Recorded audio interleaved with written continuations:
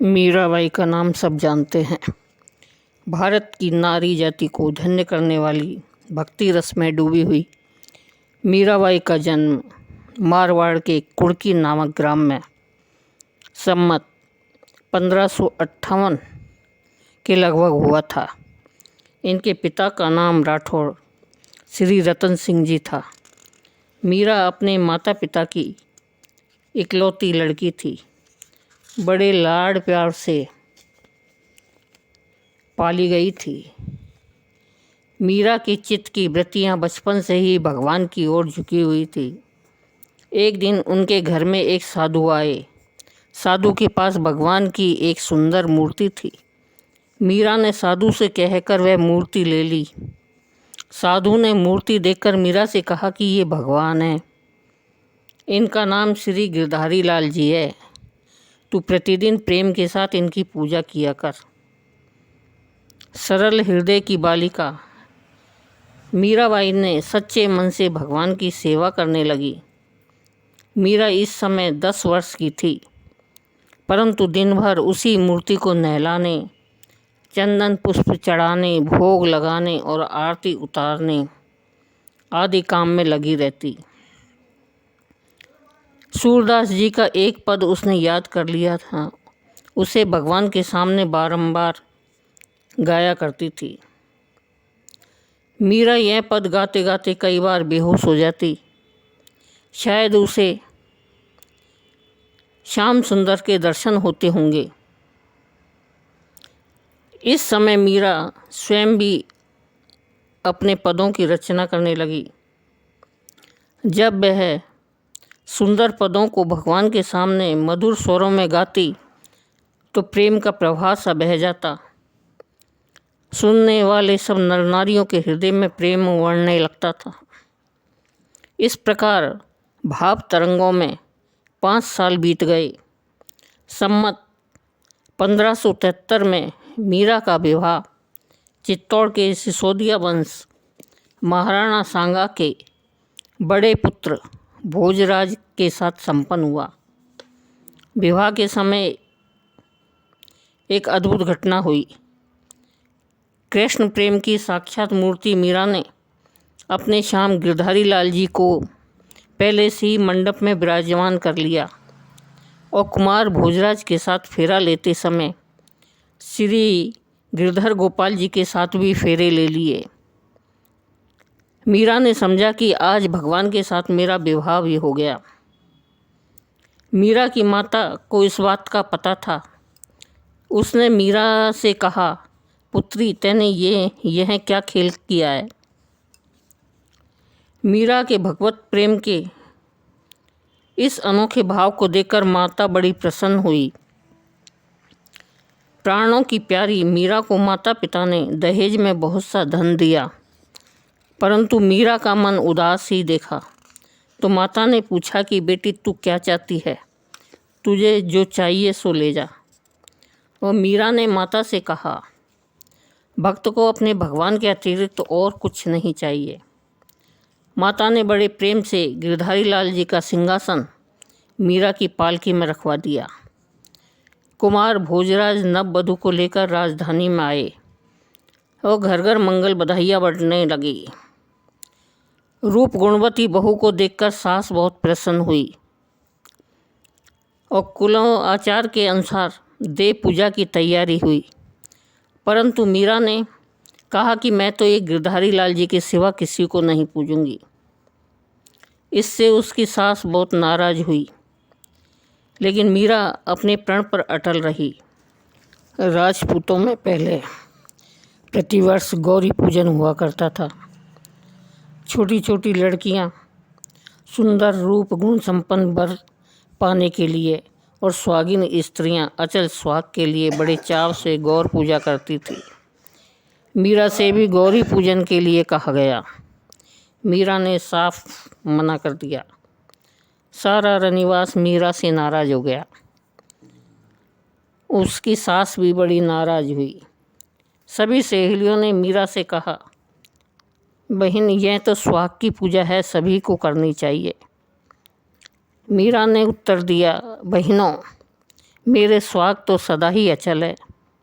जिसको अपने सुहाग में संदेह हो वह गिरधारी लाल को छोड़कर किसी दूसरे को पूजे। मीरा की इस भक्ति भावना को देखकर कुमार भोजराज पहले तो कुछ नाराज हुए, परंतु अंत में मीरा के सरल हृदय की शुद्ध भक्ति से उन्होंने प्रसन्नता हुई। उन्होंने मीरा के लिए अलग से श्री रणछोड़ जी का मंदिर बनवा दिया। कुमार भोजराज एक साहसी वीर और साहित्य प्रेमी युवक थे। जब मीरा नए नए पद बनाकर पति को गाकर सुनाती तब कुमार का हृदय आनंद से भर जाता। वैसे तो मीरा अपना सच्चा पति केवल गिरधारी लाल जी को ही मानती थी और प्राय अपना सारा समय उन्हीं की सेवा में लगाती, परंतु उसने अपने लौकिक पति कुमार भोजराज को भी कभी नाराज नहीं होने दिया। अपने सुंदर और सरल स्वभाव से तथा निस्वार्थ सेवा भाव से उसे सदा प्रसन्न रखा। कहते हैं कुछ समय बाद मीरा की अनुमति लेकर कुमार ने दूसरा विवाह कर लिया था। मीरा को इस विवाह से बड़ी प्रसन्नता हुई। उसे इस बात का संकोच रहता था कि मैं स्वामी की मनोकामना पूरी नहीं कर सकती। अब दूसरी रानी से पति को परितृप्त देखकर और पति के भी परम पति परमात्मा की सेवा में अपना पूरा समय बिताने लगी। पति की दूसरी शादी के बाद मीरा अपना सारा समय भजन कीर्तन और साधु संगत में लगाने लगी। वह कभी विरह से व्याकुल होकर रोने लगती, कभी ध्यान में साक्षात्कार हंसती, कभी प्रेम से नाचती। भूख प्यास का कोई पता नहीं, लगातार कई दिनों तक बिना खाए पिए रहती। कभी समाधि में पड़ी रहती। कोई समझाने आता तो उससे भी केवल कृष्ण प्रेम की ही बातें करती, दूसरी बात उसे स्वाती नहीं। शरीर दुर्बल हो गया, घर वालों ने समझा बीमार है। वैद्य बुलाए गए, मारवाड़ से भी पिता वैद्य लेकर आए। मीरा को वैद्य देख गए लेकिन शरीर में कोई बीमारी नहीं निकली। विवाह के बाद इस प्रकार भक्ति के रस में 10 साल बीत गए। सम्मत 1583 में कुमार भोजराज का देहांत हो गया।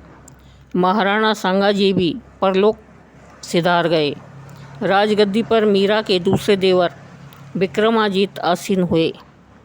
मीरा भगवत प्रेम के कारण पति के दुख से मृत्यु से ज़्यादा दुखित नहीं हुई। मीरा का साधु महात्माओं का संग बढ़ता गया। मीरा की भक्ति का प्रभाव दिन पर दिन जोर से बहने लगा। राणा विक्रमादित्य को मीरा का रहन सहन, बिना किसी रुकावट के साधु वैष्णवों का महल में आना जाना और 24 घंटे कीर्तन होना बहुत अखरने लगा। उन्होंने मीरा को समझाने की बड़ी चेष्टा की मगर मीरा नहीं मानी। इससे महाराणा बहुत नाराज हुए और राणा ने चरणामत के नाम से मीरा के पास विष का प्याला भेजा। चरणामत का नाम सुनते ही मीरा ने बड़े प्रेम से उसे पी लिया। भगवान ने अपना व्रत संभाला और विष अमृत हो गया। मीरा का बाल भी बांका नहीं हुआ। कहते हैं कि मीरा के पदों की प्रशंसा सुनकर एक बार तानसेन को साथ लेकर बादशाह अकबर वैष्णव के वेश में मीरा के पास आए और मीरा की भक्ति का अद्भुत प्रभाव देखकर रणछोड़ जी के लिए एक अमूल्य हार देकर लौट गए। इससे भी लोगों में बड़ी चर्चा फैली। राणा ने क्रोधित होकर मीरा के नाश के लिए एक पिटारी में काली नागिन को बंद करके शालिग्राम जी की मूर्ति के नाम से उनके पास भेज दी। शालिग्राम जी का नाम सुनते ही मीरा की आंखों में आंसू आ गए। उसने बड़े उत्साह से पिटारी खोली और देखती है कि सचमुच में उसमें एक शालिग्राम जी की सुंदर मूर्ति है और एक मनोहर पुष्पों की माला है। मीरा ने प्रभु के दर्शन किए और नाचने लगी। राणा जी ने और भी अनेक उपायों से मीरा को डिगाना चाहा, परंतु मीरा किसी तरह से नहीं मानी। जब राणा बहुत सताने लगे तब मीरा ने घर छोड़कर वृंदावन जाने का निश्चय किया। कुछ समय वृंदावन निवास कर मीरा द्वारका को चली गई और वहाँ श्री रणछोड़ भगवान के दर्शन कर भजन में अपना समय बिताने लगी। अंत में भगवान रणछोड़ जी की मूर्ति में समा गई। कहा जाता है कि सम्मत 1630 के अनुमान मीरा जी का देह भगवान में मिला था। मीरा जी ने कई ग्रंथ रचे थे जो इस समय नहीं मिलते हैं। मीरा के भजन तो प्रसिद्ध है, जो गाता है सुनता है वही प्रेम में मग्न हो जाता है। मीरा ने प्रकट होकर भारतवर्ष, हिंदू जाति और नारी कुल को पावन किया और धन्य कर दिया। बोलो भक्त और उनके भगवान की जय।